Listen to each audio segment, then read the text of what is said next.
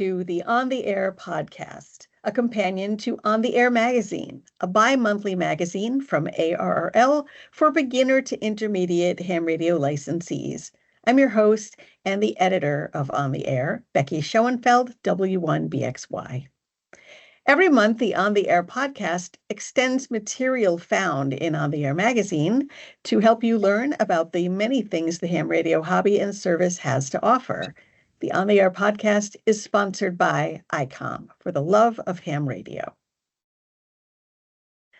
Welcome to the September 2025 episode.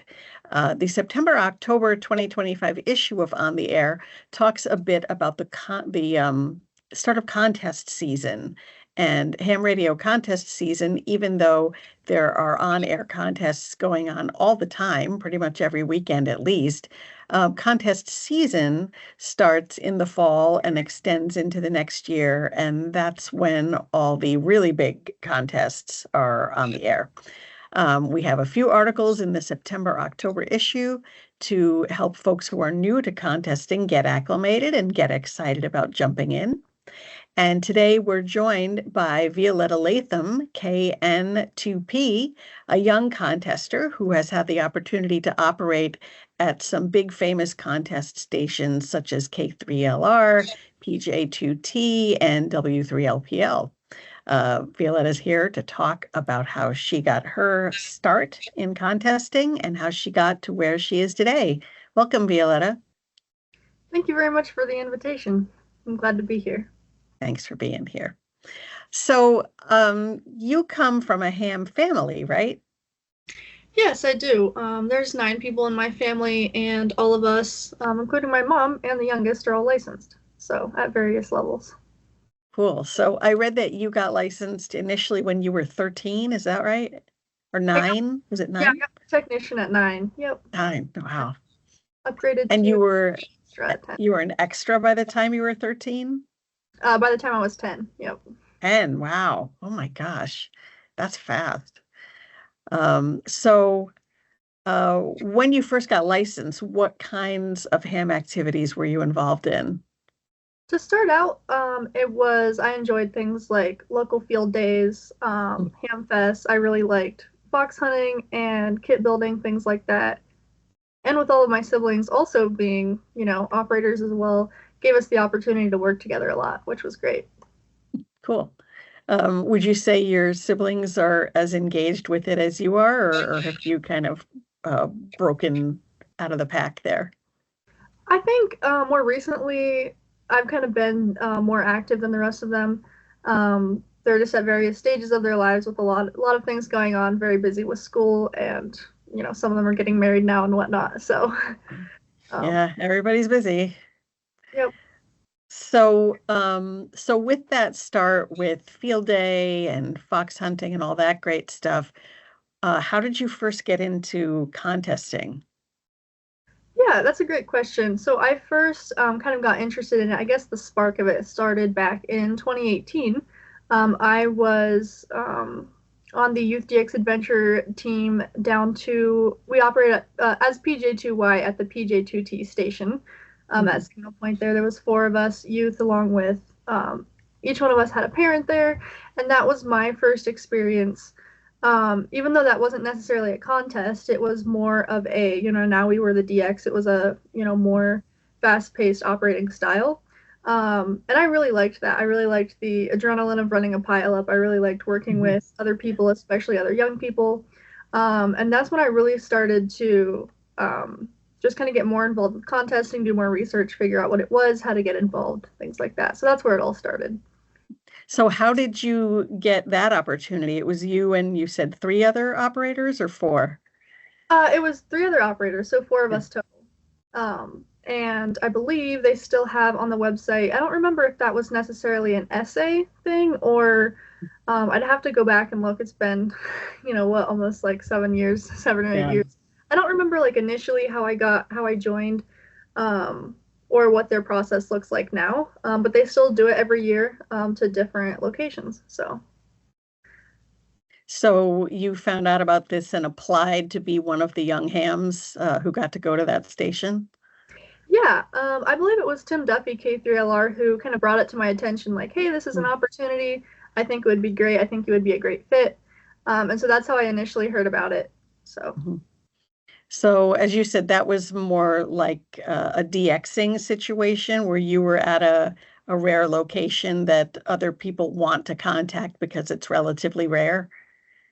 yeah, absolutely. We weren't there over a contest weekend. So, like I said, it wasn't a Mhm. contest specifically, but just being not only going to a different country to be the DX, but also with all of us being young operators, young voices, there was a lot of people Mhm. wanting to contact us, which was great.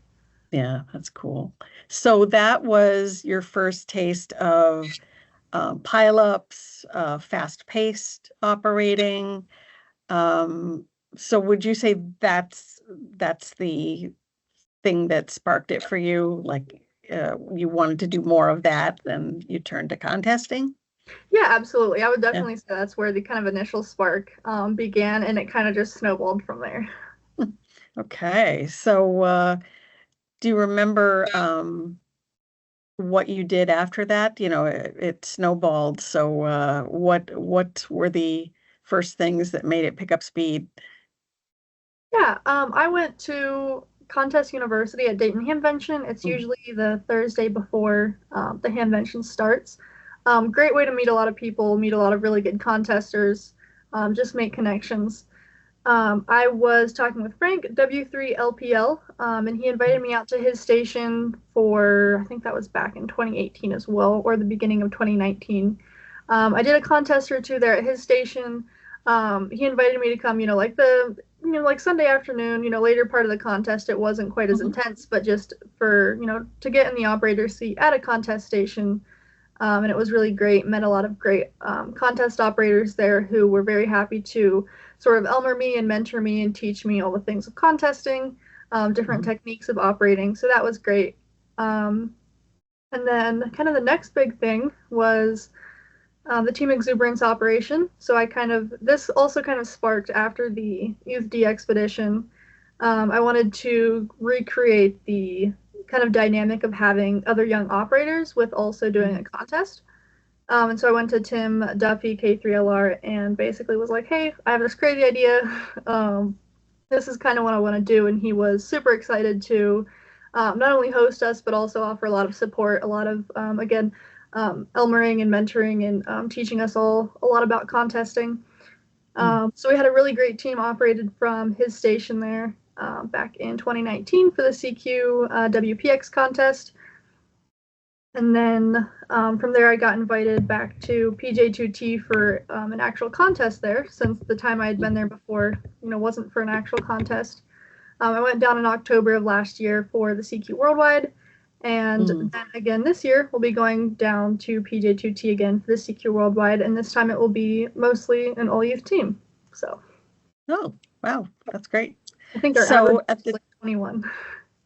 very cool. Yeah, the next generation of contesters. We need that. Um, so around the time you were um, doing Team Exuberance at K3LR and your second trip to PJ2T, which was actually for a contest rather than a DX operation. Around that time, what would you say your skill level was like? What kinds of things were you feeling confident about, and what kinds of things were you feeling like you still needed more experience with? Yeah, I think going into K3LR, I had some contest experience prior to that. And I would say of the team that we had, I was probably one of the more inexperienced ones. Um, I learned quite a lot that weekend. That was really great. I think going into PJ2T last year, I felt more confident than the previous operation. I think also with PJ2T, you're at a different, it's a little bit, you're a different part of the world. Conditions are a little bit different. Openings look a little different versus here in North America. So there's some of that aspect that's always going to be like new and different every time you operate in different places. But it's like everything else, practice makes perfect. The more you do it, the more familiar you get with it, the more things you learn. Did you practice before you went to operate those big stations? Was there any kind of way that you prepared for those operations? Yeah, I listened to a lot of recordings from like other people run like from the same station. kind of their operating style of other people. I talked with, other young people on the team both times beforehand. We did some meetings as far as like, making the scheduling plans and operating plans and kind of going over things like that. So that was really helpful. So, so now, as you mentioned, those are, several years in the books now, and you have several more years of contesting experience. Um, can you talk a little bit about how you built those skills over the years, and how did you know when uh, something had become easier for you? Have there ever been moments of realization where you've sat back maybe after a contest and went, wow, that used to be really difficult for me, but I kind of killed it this time. Can you talk a little bit about the growth over the years? Yeah, starting out, I definitely remember like my first contest university. I showed up there and there's, a lot of really, really great and really well-known contesters. And at that point, I was still very new to the whole contesting world. And you feel out of place. You're like, where do I really belong here? There's all these people who know what they're talking about, and where do I kind of fit in? And so it just takes time. I think Contest University is a great place. They have a lot of different, really good talks about different aspects of contesting, about many different things. And that's where I've picked up a lot of like knowledge and things like that. Um, I would say as far as like gaining other skills, again, it's just like operating. And even if you can't operate from like a big contest station, you can still do it from your home station, even though you won't necessarily have the same equipment and the same advantages. You can still practice with, like running a contest pileup because it's very different than, say running a de-expedition pileup. They're two very different types of operating. Um, Looking back, I'm not sure if there's really a point where I sat back and was like, okay, I'm good at this now. And I think it's just a constant journey as well. Like I wouldn't say I'm like I'm not saying I'm bad at it, but I'm definitely not as good as I could be. There's always room for improvement. There's always something new to learn. There's always new techniques and new skills. So, Cool. Do you have any contesting goals these days? um, as far as contesting, not necessarily any set goals. I would definitely like in the future to do more youth style operations. So we're doing that one in October at PJ2T.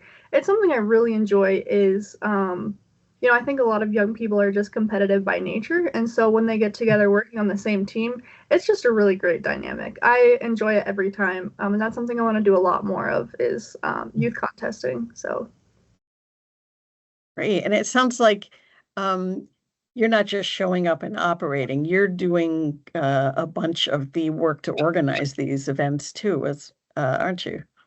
yeah, it depends on the different operations. I've had different kind of roles and different like levels of organization things. PJ2T this year, actually, Connor W4IPC is the one who kind of started the whole youth team at PJ2T. He's done a lot of the organizing, making the operating schedule, things like that. And then each of us kind of have different roles that we play. I was kind of in charge of the fundraising for it. So yeah, we each kind of contribute in our own way. I think down in J62K, I was down there in March of this year.